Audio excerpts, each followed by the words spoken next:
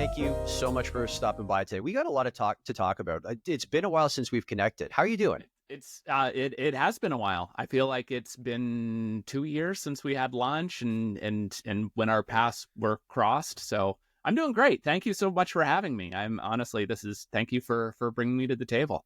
Okay, so let's talk about your new venture or relatively new venture, Table 9 Productions. Tell everyone what Table 9 Productions is and what your role there is as the founder and the creative director. So I'll keep it super short. Simply put, Table 9 is just meant to be your content problem solver. So we are a blend of creative, production, and strategy. We primarily specialize in video production, but we kind of do a little bit of everything, storytelling of all different shapes and sizes. But anything from consumer to B2B marketing, TV commercials, social media, and all sorts of content. Okay, so let's go back to the beginning. We're going to bring this full circle and talk more about Table 9 Productions, but you're from Northern Ontario, a Muskoka boy. Born and raised. What was life like in Muskoka? Because you spent your entire, I guess you could say your childhood and your teenage years there. Yeah, small town, born and raised in Bracebridge, Ontario, the heart of Muskoka. I think when I was growing up, we were population 8,000, and now it's grown exponentially. I think it's around 14 or 16,000. I loved growing up in a small town. Honestly, it was great. It was quintessential Canadian living where, you would go out with your friends, grabbing your bicycles, and your parents would just say, come home before it's dark or be home by dinner, and we'd get off to all our shenanigans and muck around and not have to worry about anything. It was great. Small town living is awesome. Let's talk about your shenanigans there. Great segue. Two big things that helped shape you: wrestling and, would we say, filmmaking, movies? Yeah, movie making. So I'll start with the nerdy one of it, which I know we've been always able to bond over. Oh yes. Which is pro wrestling. I'm a huge wrestling nerd. I grew up on that. I had a core group of friends who I grew up with in Bracebridge who just absolutely loved wrestling. Still some of my best friends to this day. One of them is a very famous professional wrestler nowadays. He actually took that dream we had as a kid and turned it into a reality. I don't know. I always kind of loved it, the theatrics of it. And I actually credit my love of wrestling for my inherent love of marketing and the ability to be what I think is an okay public speaker because of my love of wrestling and how much I've learned from it. You mean just watching the wrestlers go into the ring and they just ad-lib for about 10 minutes about how they're going to destroy the opponent? Yeah, it's marketing 101 when you think about it, because before a wrestler has even had his very first match, they've had vignettes and what they called promos to promote who this person is. So before the person even steps foot into the arena, you either love them or hate them based on their advertising of that character. And then by the time, you're ready to finally watch these two combatants go after each other, you're invested, and they've built up weeks and weeks of just, as you kind of said, these guys on the microphone talking about it, that you're willing to pay, $39.99 on pay-per-view to see a fight that has really just been built up off of sales pitches. And the way they rebrand themselves over and over again, like the simplest one is, and we're going to use some real wrestling talk here. Okay. So if you want to define this for people, heel and babyface, so they go back and forth between that. So tell everyone what a babyface is versus a heel. Babyface is your good guy and your heel is your bad guy. And you look at The Rock. Rock is a great example of that, because when he came out as Rocky Maivia, he literally looked like he was dressed to go to, I don't know, Carnival in Brazil.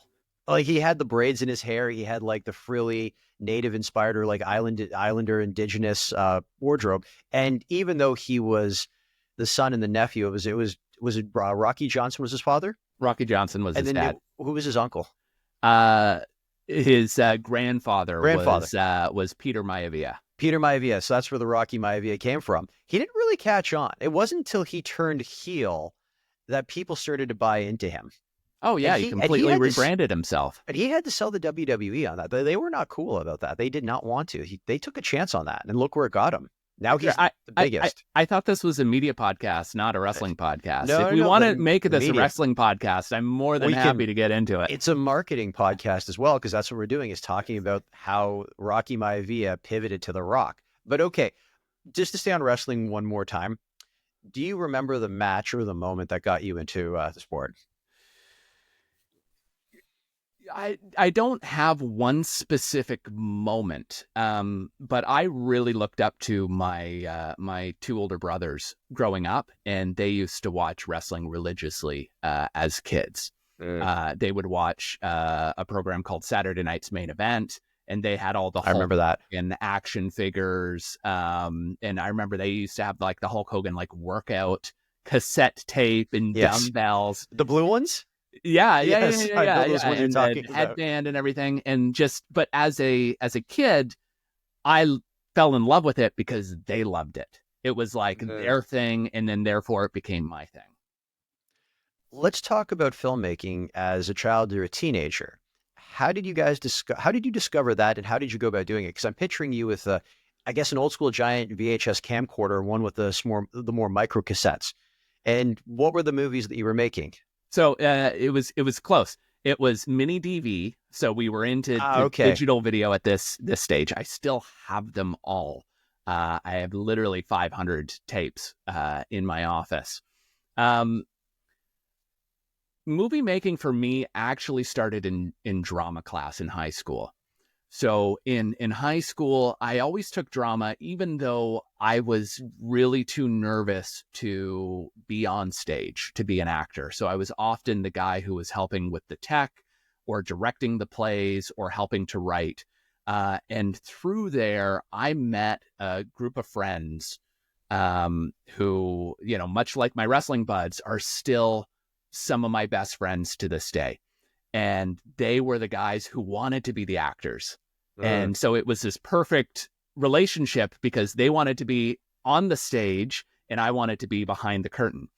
And we had so much fun in drama class that we just thought, how do we continue this past, the 3:00 school bells?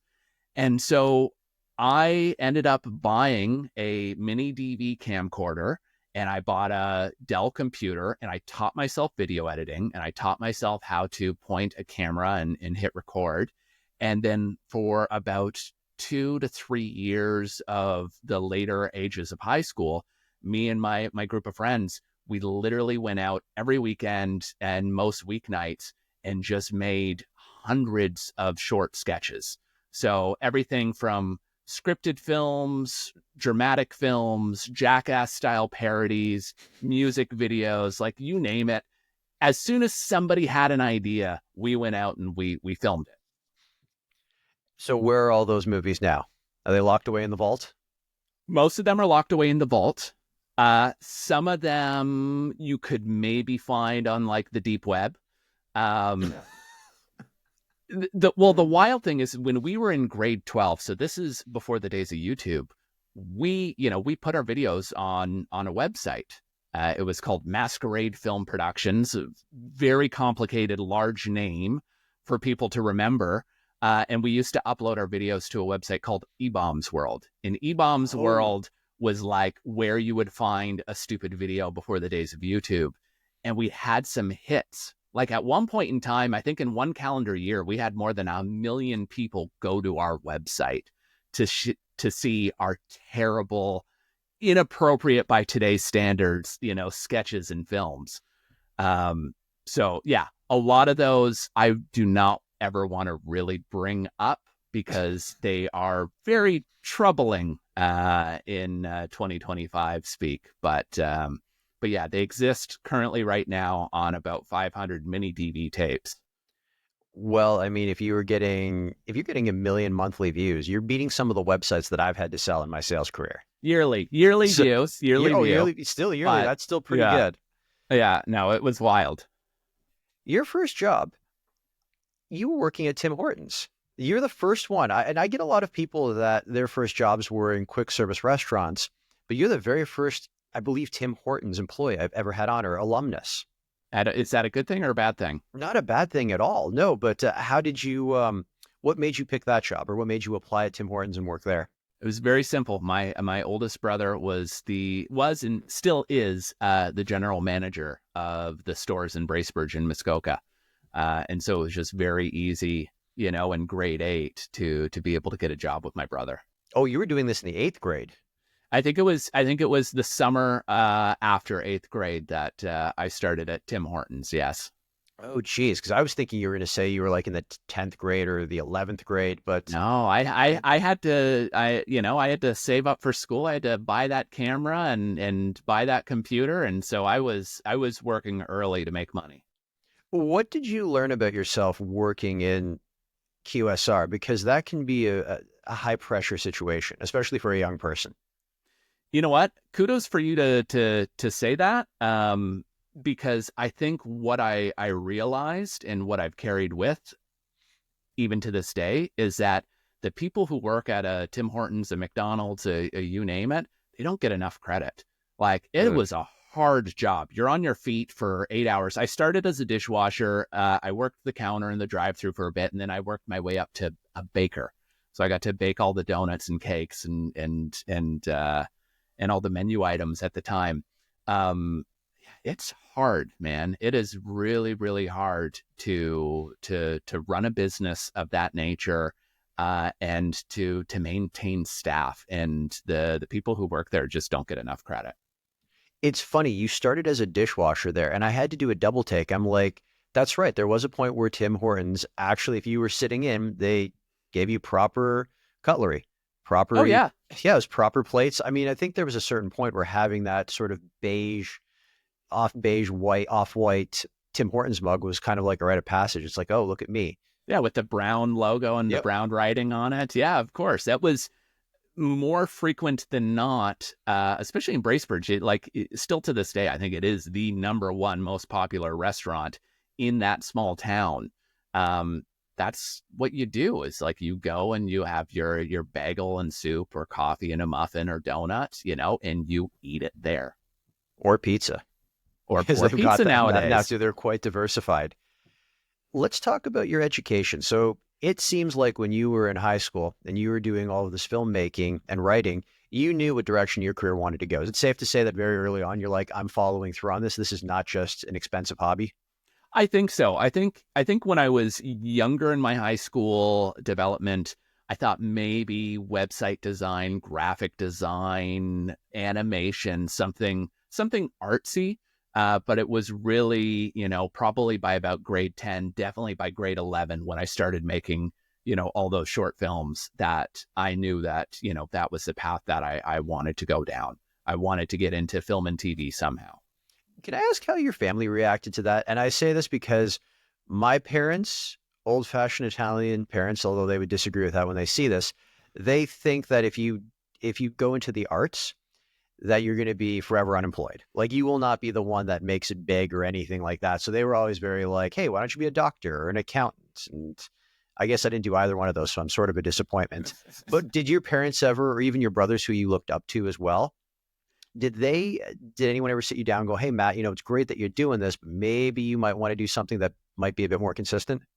So what's funny is one of my best friends, who was in all of my sketches. He became an actor and is now a very successful writer producer, in the States for film and TV, out of Nashville, was in Dallas, and then Hollywood previous to that. He still gets it to this day, where his extended family will have a sly comment here and there, or maybe somebody during a family reunion or the holidays will say, well, when are you going to get a real job? I felt for him so much. I was so lucky that my brothers and my parents, they were completely supportive from day one. They saw that it was the thing that I liked doing, and they were honestly like my biggest fans. Like, even when I made the worst of the worst short films, they would laugh at it. They would want to watch it over and over again. Still to this day, if I show an old film to my parents, like they'll light up. So I was very, very privileged and lucky to have that support from day one. It's funny that you mentioned that. Was it a friend or a family member who A was writing? friend, yeah. A friend, because I used to room with the drummer of a big Canadian band. I won't say what band it is. This was going back years ago, and I remember talking to him once and about being the drummer in a band, and he said, when I meet people in Canada or the United States and they ask me what I do, I tell them I'm a drummer in the band, and they go, "But what's your day job?" Whereas in Europe, when he would tell people that he was a drummer in a band, they'd be like, "Oh, you're a musician," and then just leave it at that. Like Yeah. it was viewed as a career in Europe, whereas in North America, it was as a hobby more than anything else. That's wild. Yeah, the Europeans know something we don't. Okay, so you landed at the International Academy of Design and Technology. And this is one of those very highly specialized post-secondary institutions, not like your typical college or university. Mhm. What made you go there? What attracted you to them? This is going to sound maybe lack of research on my part, but I saw TV commercials for the Academy of Design and Technology, primarily for the Toronto Film School division. And I remember thinking like, oh, like it looked really cool from the TV commercials. And so that was my kind of initial thought of, okay, what type of school do I want to go to afterwards? It was honestly a toss up between the Toronto Film School and Ryerson at the time, which is now TMU. And I think what really pushed me towards the Toronto Film School at the time was the fact that I was so eager to want to work in the industry. A little bit arrogant to the point of like, oh, my ideas are awesome. As soon as I, get into the industry, I'm going to sell a TV show and make a feature film and so on and so forth. But I was so eager to start working. And that program, I think, was 14 or 16 months straight. No breaks other than, I think, a 2-week break in between each semester. And you were hands-on. From day one, they put a camera in your hand, a computer in front of you, and you were making videos. Versus Ryerson at the time, my understanding of it was so much of it was theory. You're not actually making a film until your third or fourth year. And I was just too impatient. I didn't want to wait. I wanted to be hands-on from day one. The challenge with it was on my very first day at the Toronto Film School, the professor who was doing our first lecture said, if you're here, I can assume that you've probably gone to another school and you understand film theory. And the reality is I knew nothing about film theory. So I had to really kind of catch up quickly so that I could make sense out of what I was actually making there. So when they say film theory, because I didn't take a film degree, but I took a couple of film classes, and sometimes they can be so overtly critical on the minor details that you tend to hate the film that you're watching. Yeah. So like, what was it for film theory that you had to catch up on? Uh, a little bit of the why, and really a lot of the history. So one of the things I did is at the time they were still completing the Tiff Bell Lightbox building downtown Toronto. And to commemorate its soon-to-be grand opening, they released a book of the top 100 greatest films that you have to watch. And what I did is I went out of my way to rent and maybe download. Don't do it anymore. Definitely against it. But at the time, a starving student, I downloaded, almost all 100 films that booklet said. And I made a point of watching like 5 every week. What was number one? I feel like it Was it Citizen Kane? probably was Citizen Kane. If Yep. not, that was like 1 or 2. Yeah, it was something that I had to watch in my first year film studies class. And it wasn't for me, although I will say the one thing I found interesting about it was that, again, they talk about, I guess, I don't know if this covers film theory, but it kind of comes under the why that apparently Orson Welles was really on a budget. So they would only build half a set and then film it from different perspectives. So you thought you were looking at the other side of the room, but really it was just the furniture rearranged, the window or the walls moved. Hey, But I little thought it was things a like great that film. I thought it was fantastic. until you find out that Rosebud is, well, we're going to spoil it. If you haven't seen it now, is a sled. And you're like, oh, you know who actually spoiled that movie for me? The Do you remember? Simpsons. Was it The Simpsons? Because I know Tiny Toons did that as well too. Oh yeah, yeah. Okay. Oh, Tiny Toons. You're really going back I'm now. really going back. Come back to like Okay. 1992, I think, with me. I used to But love Tiny Toons. That show was great. if The Simpsons did it, I probably missed that episode. I fell off after I forget what year. So, you're a big Simpsons fan. I mean, we could turn this into a wrestling and Simpsons episode if we wanted I to. I learned so much about pop culture from The Simpsons. Yes, you that, and I'd say Muppet Babies introduced me to Star Wars. Muppet Babies. Yep. See, look at me throwing this all down. Okay, so you graduate, and then you're thrust into the world of freelancing. Before we talk about your freelance career, is that something they prepared you for in No, school? no. If I'm being super transparent, the Toronto Film School, at least at the time, I can't speak for it nowadays, because I know they've gone through a bit of a resurgence and they've got new academia and whatnot. But at the time, it was very much pay to play. I thought, I had to be the top of the top to get accepted in that school, and that I needed a fantastic portfolio. And then I realized if you can afford the exorbitant tuition, you're getting in regardless. Mm. And doesn't matter the caliber of quality of student you are, you're getting a degree at the end of that as well.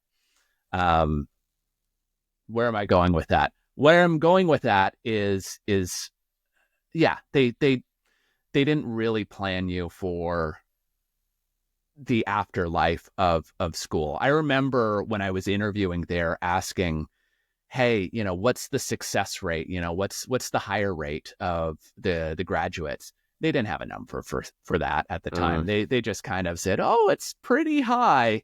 And then I realized, outside of my graduating class, I think there's maybe one other student, two other students who are actively working in the field. So that first freelance gig, how did you go about finding it? And then when did you realize that your first job outside of school was probably going to be freelance? So I was extremely lucky in the sense that, I was lucky and both a brown noser. I was that kid who wanted to be top of the class and befriend all the professors, and always rent the gear and book the studios like every weekend just to stay on people's radar. And I was extremely lucky that straight out of school, and even a little bit during my like final couple months in that school, I was able to be working in the industry because there was a lot of people who would go to the professors and say, hey, I need a great PA for a project, or I need a great junior videographer or an editor. Who do you recommend? And I was lucky enough to be that person that they would recommend me. So that's really how I kind of got my first couple gigs. And that's what propelled me into like the freelancing world was just being at the right place at the right time. And your subsequent career was all based on referrals. Like you really were only as good as your most recent job. Well, especially when you're young, if you want to be a freelancer, like straight out of school, man, you got to hustle because your network is so small. So Mm. you don't have a lot of referrals coming in, and you don't have really much credibility. And it's really hard to kind of cold call people. So why I was able to get my first gig is because I excelled to my professors. And why I was able to get my second gig is because I did my hardest to excel at that first gig. And so it became this very vicious loop of, your next gig has to come from your previous gig because you have no pipeline outside of that. What was your very first freelance job outside of school? Um, oh, that's a good question. You know what it was? I was a project manager for a kids show called Pop It. And Pop It was a show for TVO, and it taught hip hop dance lessons to kids. Oh, that sounds like Uh, fun. Yeah, I think it won a Gemini back in the day, back when the Geminis were a thing. Now it's Oh, the did they change the Canadians. name of the It's the Canadian Geminis? Screen Awards now. Okay. Yeah. And then through that, ended up hooking up with the producers, did some documentary work from there, and then through that, ended up doing some other stuff. So it became that, one thing connects to the other. Tell us a story about the time you worked with Margaret Atwood, because this is pretty unique and it was very early in your career. Oh, it was, first of all, so intimidating because I'm, early 20s. And I had the opportunity. There was a great Canadian documentarian by the name of Ron Mann, and he was doing a documentary on Margaret Atwood. And the documentary was about she was releasing a new book and doing like a Canadian-wide tour. On top of that, she was turning 70. And on top of that, she was embracing technology. So she was doing all these like interesting things of doing virtual signings. So she could be in Toronto signing a book in like BC. And she was doing like live streams on like iPhone, version 1 or 2. And so I just kind of same thing. I fell into that. I had the opportunity to be a cameraman for Ron and for Margaret for this documentary. And so I had the opportunity to follow her for, give or take 6 months in and out to capture content for this feature length doc. And it was extremely, it was such a rewarding experience that I still talk about it to this day. But it was also so intimidating because as a 20-something-year-old, and I'm sometimes having dinner sitting across from Margaret Atwood, and, I barely can, put together a sentence, let alone talk to, somebody that I learned her work in high school. It was extremely intimidating, but the only one up that I have was that I did teach her how to use Twitter. Nice. Yeah. Because she wanted to embrace technology. So she pulled me and another lad aside and she's like, what's this Twitter thing? How do I do it? So we set up an account for her. And she put out her first tweet. And yeah, the rest is history. Now she's all over social media. Do you remember what that first tweet was? No idea. No idea. No idea. I should go. I'll tell you offline that she did say something very inappropriate because she didn't know what the past tense of a tweet was. And so she called it something else. And so that was the only time that I actually got to correct her about something in the written language. I know the word you're thinking of. And there was a British politician, maybe about 10 years, I think it was David Cameron, former British prime minister, when he was campaigning, got caught saying that as well. Yeah. Without realizing what he'd said. And it was one of those instances where you could tell it was innocent. And even though the media tried to like crush him for it, there was enough people that said he just made an honest mistake, like move on from it. That's what it was. Although she's a feisty enough woman that I think she was doing it on purpose. Probably. You never know. It's still funny how we call them tweets, even though the platform is now called X. There's just such a mismatch. What are we supposed to call it? I find that fewer people are calling it X, the platform formerly known as Twitter, and they're just calling it X now. I think we've kind of gotten through that rebranding phase. But yeah, I don't know what you call it. Like you just X'd yourself or you just posted an X. It doesn't make any sense. But okay, just as we tie off your freelance career, are there any other projects or things that you accomplished that you're particularly proud of? Yeah, I think like I said, one of the things that I made sure I did in my freelance career that definitely helped me as an adult, as a, creative director, was that I had the opportunity to do a little bit of everything.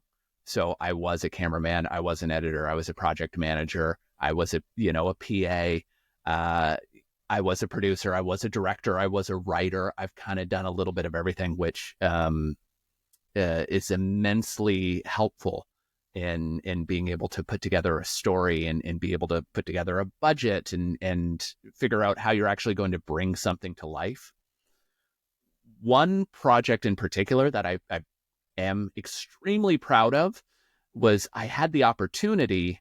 This was when I was somewhat freelancing, but still actually I was employed by Blue Ant at the time. I got to produce and direct my very own TV show. So I was able to do 13 episodes of a comedy series that was, was a guy in front of a green screen making fun of viral videos.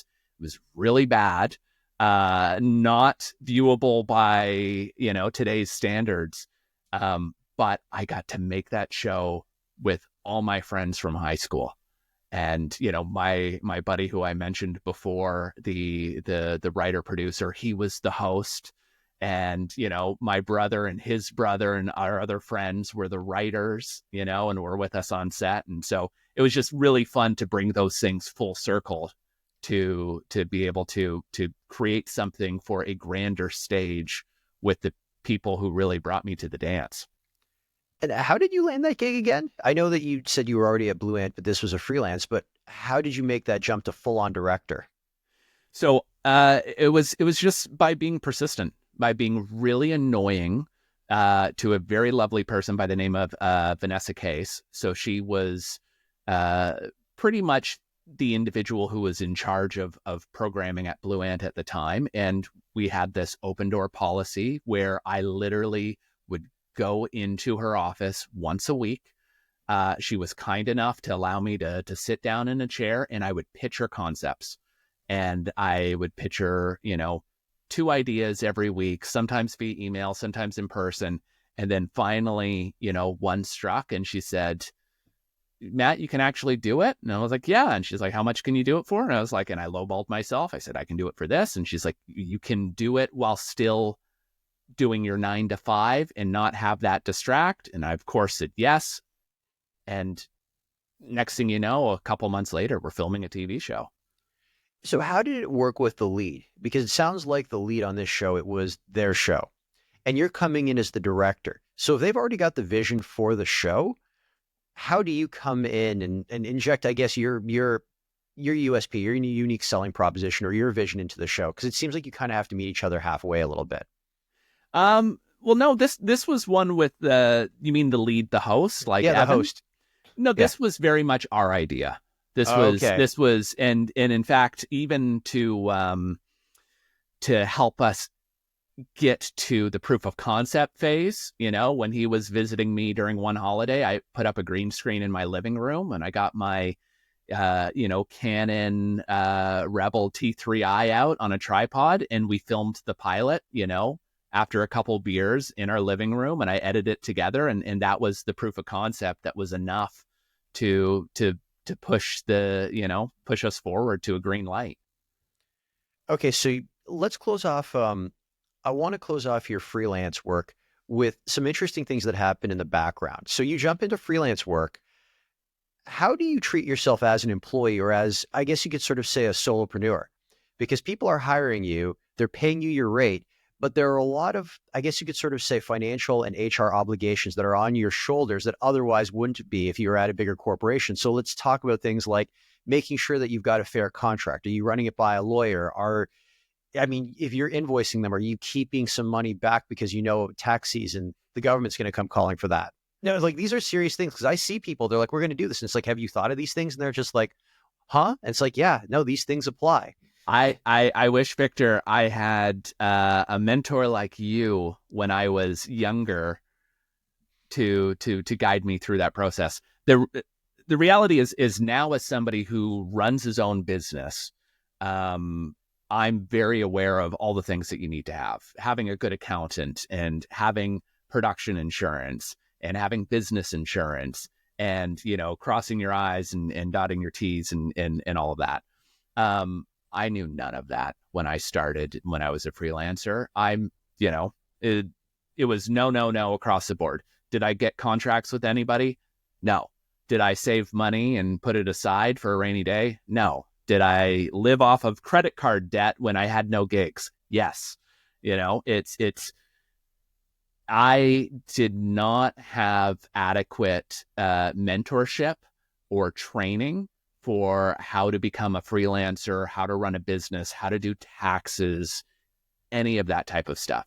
And all of that actually led me to my first, kind of like real full-time job in the industry, which would become Blue Ant, simply because I was running out of money in the freelance world, and I needed something quick, fast. So that's why you made the jump to High Fidelity then. And you went, I guess you could sort of say you went corporate life. And you started there as a promo producer. First, tell us what High Fidelity was. We know it's evolved into Blue Ant Media, but what was it at that time? So yeah, a High Fidelity, back when I started in, 2011-ish, if I recall, 11, 12, a long time ago. High Fidelity, when I started, was a premium TV broadcaster. So they had 4 different niche specialty TV channels back when HD television channels was a big selling point.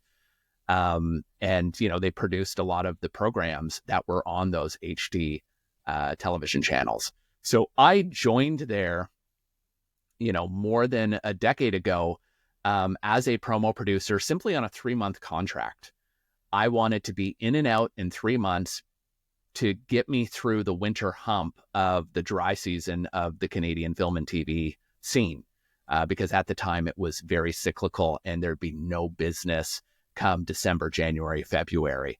And so I took a 3-month contract there, I think starting in January.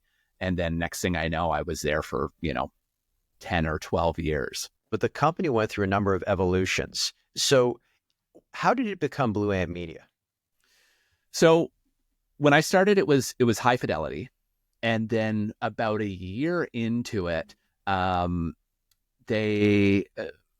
my understanding of the story, they got bought out by this wonderful man by the name of Michael McMillan, who also at the same time bought a company called Glassbox Entertainment, who was very similar to Hi-Fi. Glassbox was also a niche content provider that had, specialty TV channels. And so about a year into my run, Hi-Fi and Glassbox merged. We moved into a building on Merton Street in Midtown Toronto. And then probably within 6 months after that, they rebranded and we became Blue Ant Media. And this was an interesting time because you're bringing in 2 different companies into one. And I imagine you probably had duplication of roles. Oh my God, it was a fight for survival. So what was wild was, I think at first everyone was really excited because it was, okay, we're expanding. We've got somebody with vision and potentially money who's going to be backing us. And so the sky's the limit. And then it became very apparent of, oh, we've got 2 finance departments, but we only need one. We've got 2 marketing departments. We only need one. We've got 2 creative directors and, 2 promo teams. And so it started to become this like fight for survival in the most passive aggressive way. And it was actually through our town halls. So when we were still getting to know everybody, we would have these town halls where each month it would be dedicated to a different department. And so the first one, for instance, was maybe the legal team. And so the Glassbox legal team would do a presentation, and then the High Fidelity legal team would do a presentation, but they had a slideshow.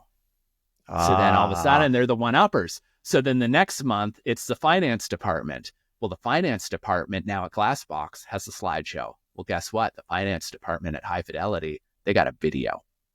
And then it just kept snowballing and getting bigger and bigger and bigger to the point where all of a sudden, like everyone in our company has to be actors. And we're spending more of our effort and our time not doing our actual work, but doing work for the purposes of our town hall meetings. Oh my God. I've been in situations like that, and it is really, really difficult. Like, how did you persevere through that? Because you had to have been walking around with a bit of a dark cloud over your head going, hey, if there are 2 creative directors or there's someone else doing my job on the other side of the business, on the former Glassdoor side of things. Was it Glassbox or Glassdoor? Glassbox. Glassbox. On the Glassbox side of things, should I be watching my back?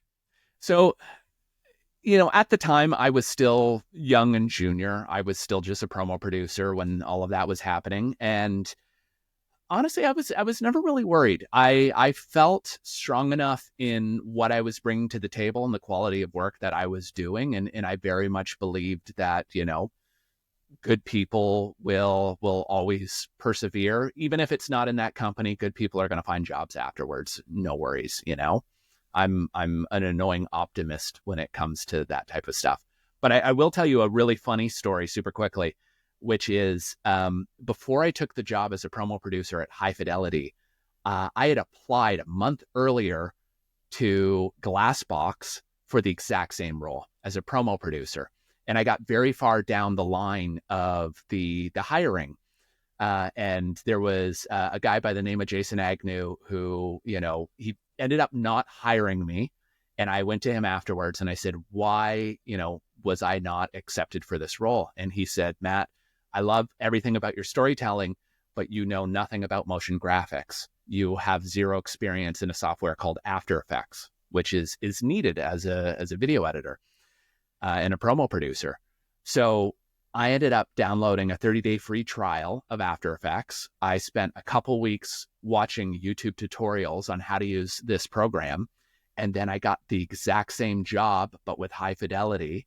And when I asked the hiring manager at the time, whose name was Andrew Irwin, I said, hey, what was one of the things that made me stand out up for this job? He said, oh, because you are the most skilled After Effects motion graphic designer that we have in the whole company. That's awesome. By losing that job, they set you up for success for Yeah. media. And then here's the wild thing. Fast forward a year and a half, we merged teams, Glassbox and Hi-Fi. All but one promo producer from Glassbox got let go. Hi-Fi was the team that survived. Oh, geez. Oh, man. Yeah. So the person who didn't hire you, probably had to move on as well. Oh, they were gone. Yeah. Sorry to hear that for them, but I'm sure they bounced back. But got to tell you, at least they gave you honest feedback. A lot of people don't get that. And I've been on the other side too, where people have asked me for feedback, and I find that I usually have to get in touch with the HR department and say, what can I say here that's not going to get us in trouble? It's become a very litigious situation, which I think is unfortunate because sometimes people just want the feedback that you did. You're just like, hey, I know I came up short. What could I do differently about that? Yeah, 100%. But, you don't get what you don't ask for. Yes, that is a very good piece of wisdom right there. So everything gets merged together. Blue Ant Media rises up out of this merger, and you become the associate creative director. So how does your role change? So I recognize that I have a very unusual path in my career because I started in film and TV, and then I ended up as a promo producer, which very much fits within the marketing world. And I have, zero marketing schooling or degrees or expertise. And when we say promos for a second, we're talking about 15, 30-second promos for programs on the station, like house ads. Exactly. And so you have to have an eye to make this mini trailer and go, well, how are we going to sell that next episode? How are we going to get people interested in it? Oh, yeah. It's you. You're not just a physical editor. You are producing the spot from the ground up. So things have changed since my day as a promo producer. But really what would happen is at the time, somebody would say, hey, we just acquired the show. We need ads for it. And that's all I ever had as a brief. And so it would be my job to physically, watch the show or the movie, figure out what the tagline's going to be, figure out how to condense that story into 30 seconds so that people want to buy it and rent it and watch it. And do everything from the scripting, the editing, the voice, the music, the graphics, you name it. And also do it fairly quickly. Back in the day, we'd have to do, 10 to 15 of these a month. That sounds like a lot. And you're going through a lot of content to find those beats. So you're watching a lot. Absolutely. And so branded content becomes part of what you do now. How did you adjust to that? Because you go from being, I guess you could say, an artist who's like, I'm going to take my own creations and bring them to life. And then you've got a brand coming in and saying, yeah, you can apply everything you've learned to this, but our goal is to sell more widgets. Yeah. I like to think that because I'm not a traditional marketer or advertiser. I didn't grow up in that system. That actually gives me an advantage for how I create content for brands, because I look at it through the vantage point of what's actually going to be entertaining. You still, at the end of the day, you still need to sell a product. You still need to move the needle from a business standpoint. But we also live in this era where content is literally everywhere. And, everything that you do, has to still be of value. You're asking for people's time, whether it be 6 seconds, 15, 30 seconds, or longer. And that is the most valuable commodity, if you ask me. So I always approach the world of branded content and advertising through the vantage point of, if this wasn't fed to you as a pre-rolled, non-skippable ad, would it still provide value to the viewer? Would you still want to watch this? How did your role change when you were promoted to creative director? So I guess going back to the kind of the leap from promo producer to associate creative director / creative director, it was a bit of an unconventional one for me, because what had happened was, I was on the marketing team creating promos, and what ended up happening was, similar to the TV show that I worked on, I was just very proactive and annoying to other departments. And so I got to know a lot of the guys on our broadcast and digital sales team at Blue Ant. And I just kept pitching them ideas. They kind of dipped their toes a little bit into the water of branded content, but they weren't really doing much. And so at the side of my desk, I was coming up with ideas for them, and I was doing sales decks for them, and I was pitching to clients for them. And I never really told, my manager at the time that it was committing as much of my time to this as I was, but I just saw an opportunity for the business to grow. And then what happened was, I had an idea for a content series for one of the brands within Blue Ant. The brand was Cottage Life, which was actually an acquired brand, fairly newer at the time. And I had this idea for a series called The Cottage Kitchen. And so with a colleague of mine in our apartment building, we filmed a spec piece where we would do a recipe video, which would be top down in the style of Tasty, but like a year before Tasty even existed. And we had the product, I think we had Basil in the spot itself. And I gave it to the sales team and I said, okay, you guys need to sell this. This is something that we can do. And a couple weeks later, we got the green light. They said, okay, guess what? We actually sold it to Basil, but not as a branded content series. They want this to be their next TV commercial in Canada. And Unilever has never done a Canadian TV commercial for Basil. And because of that, well, they needed somebody to direct it and to write it and to kind of oversee it. And so I was kind of swooped in from the marketing team over onto the sales team to become an associate creative director, the first that, we had in the company at that time within that department, to kind of help spearhead and start this division. So as creative director, are you becoming more of a coach at this point and less of a player? Like, it sounds like you've got your hands on a number of different things rather than specializing on one specific task. It's a bit of both. It's a bit of both. In my previous life at Blue Ant, it was definitely more of a coach than it was a player. I had a wonderful team of videographers and editors and graphic designers and copywriters. And so my job was to really kind of come up with the vision, sell through the vision, and then oversee the execution and make sure everyone was kind of playing their part. But naturally, as a creative, I miss the act of playing. And so now in my current role at Table 9, I'm much more of a player than I am a coach, but I'm still a coach to, my extended network.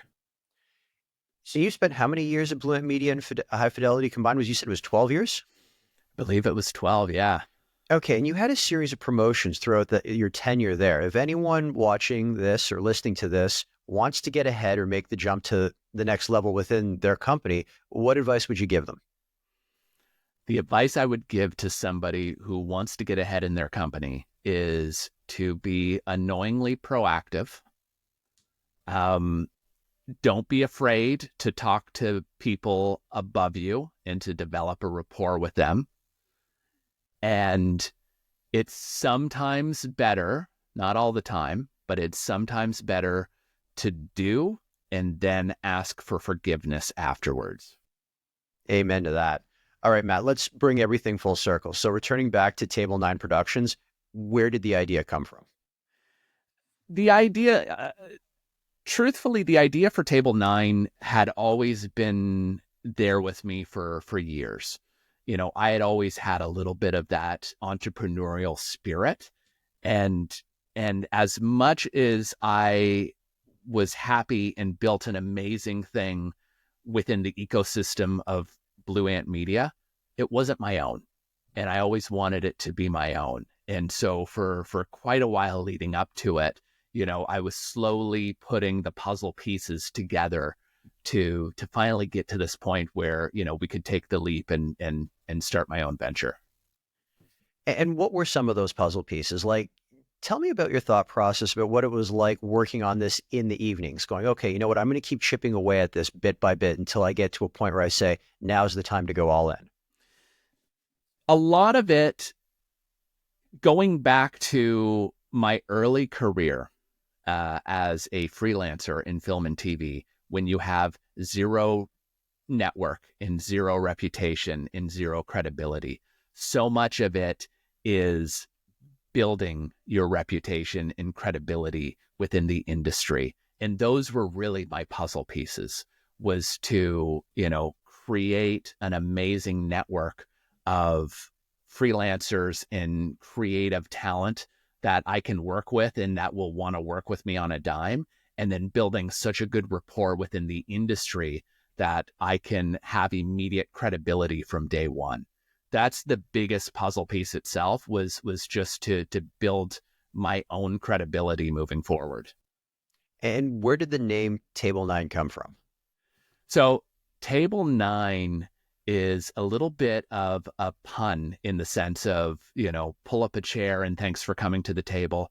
The big portion of the name came from something that I wanted to shift within the industry, which is I had seen, you know, at so many places, larger agencies, that there would be this separation between the client and the creative, where when the client had a problem, they had to talk to their sales agent, who then had to talk to their, you know, project manager, who then had to talk to an account manager, who then had to talk to a creative director, who then had to talk to the person who's actually going to solve the problem for them.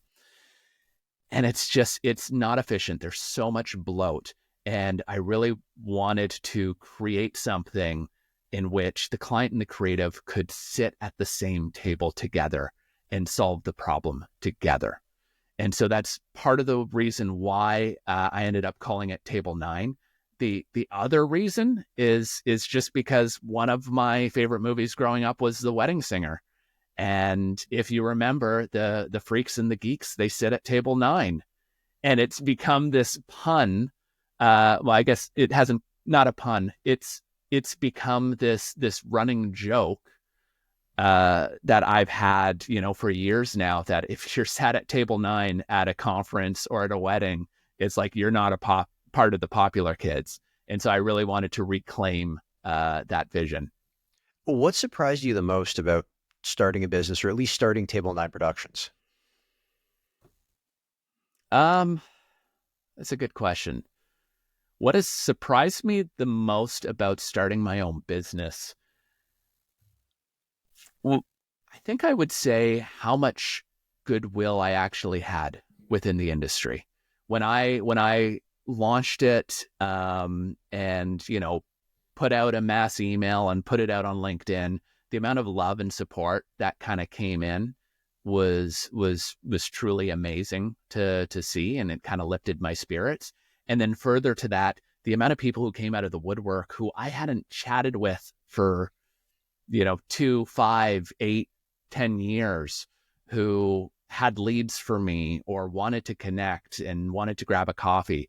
I think that's what surprised me the most was how receptive everybody was, and how much sometimes you think you're just chipping away and no one's going to remember you. And it's like, oh, people do remember you. And if anyone listening to this wants to get in touch about Table 9 Productions or they want to connect with you, what's the best way to reach you? Just table9.ca.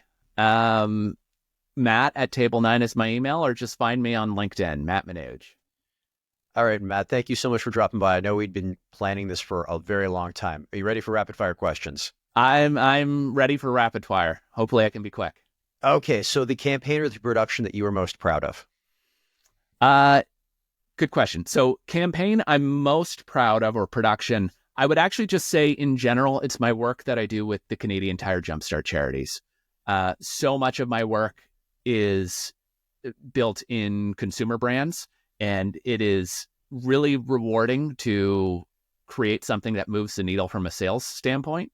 But it is so much more rewarding when I work on something that genuinely impacts somebody's life for the better. And give us the 101 on what that charity is. I know what it is, but it's better people hear it coming from you.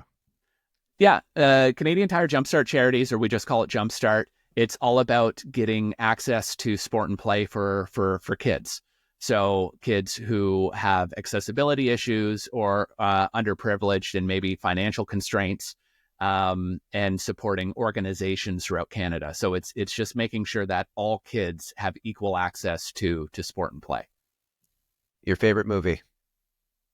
You know what? I don't have a favorite movie. I am a film buff, but a film I'm currently obsessed with is The Holdovers by Alexander Payne. It should be your new Christmas movie. It's fantastic. All right, I'm going to look it up. I guess we're replacing Love Actually with that then. It's my new favorite Christmas movie. Okay, so if Hollywood were to make a movie based on your life story, who would you want to play you? Only if he does it as a parody, Weird Al. All right. And my follow-up to that question, if Hollywood were to make that movie, what would you call it? I'd have to ask ChatGPT. A creative using AI? No, sacrilegious. All right, your favorite book? I don't read a lot of books. I primarily do a lot of industry books, but actually I think I got it here.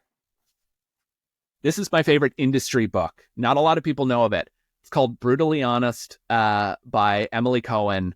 If you want to be a freelancer, if you want to start your own business, if you want to lead a team, this by far is the best book. Okay, I'm going to add that to my Kindle list. Your favorite song? That one's easy. This Must Be the Place by the Talking Heads. Best advice you have ever received? You know what? One of my good friends growing up said to me, fail forward fast. And what that means is, you're not going to be able to move forward until you're willing to fail. And the faster you're willing to fail, the faster you're going to move forward. If you could go back in time and give your younger self advice, what would you say? Reach out to people frequently and always stay on people's radar. You're not being annoying. If they don't respond to an email, that doesn't mean that they don't want to hear from you again. It's just constantly stay on people's radar and stay in touch with everyone. My signature closing question, if you weren't in media, what would you be doing and why? If I wasn't in media, I would probably be a manager of a Tim Hortons, like my oldest brother, or I would somehow find a way to work for the WWE. And we're going to end things right here. Matt, thanks so much for stopping by today. Victor, I appreciate it.